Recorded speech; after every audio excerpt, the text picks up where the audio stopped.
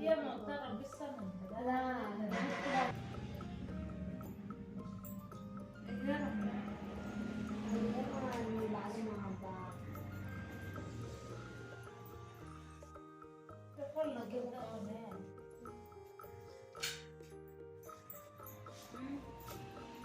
చెప్పు.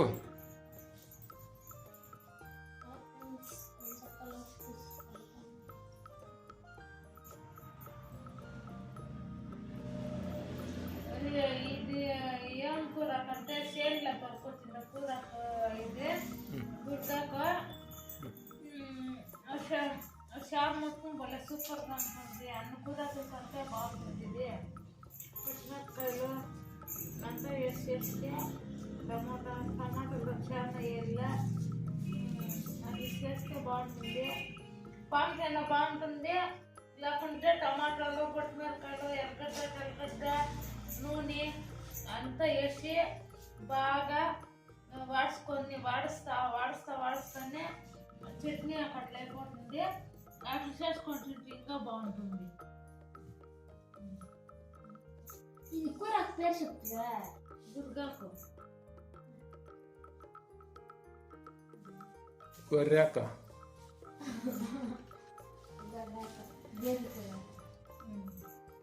తింటే మంచి లూజ్ మోషన్స్ నీకు నాకన్నా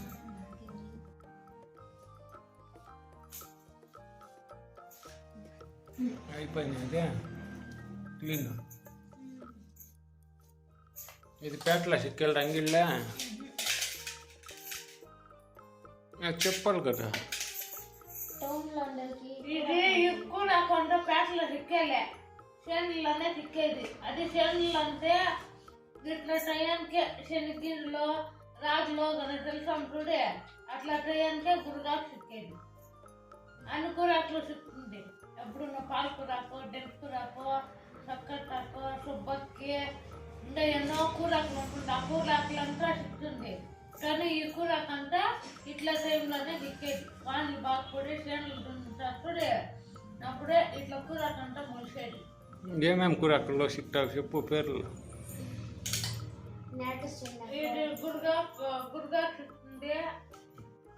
టైంలో ఎర్రగొడ్డ కూరకు సిక్తుంది. ఎర్రగొద్ద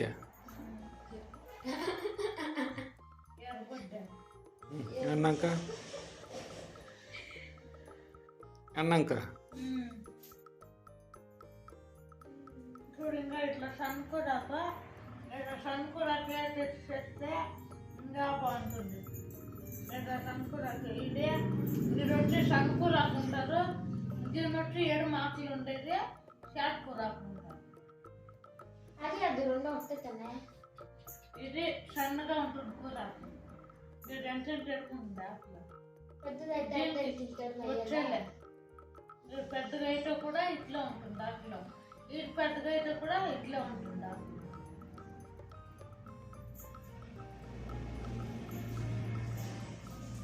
ఇంకా ఏమేమి కూరకులు ఉంటాగా?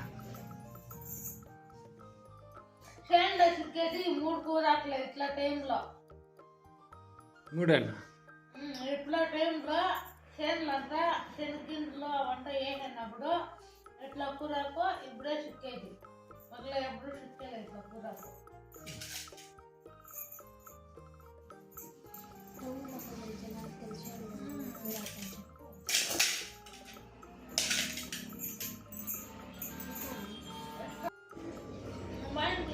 అట్లా చక్కగా చేసి తింటారా, పాలకూర చేసి తింటారా?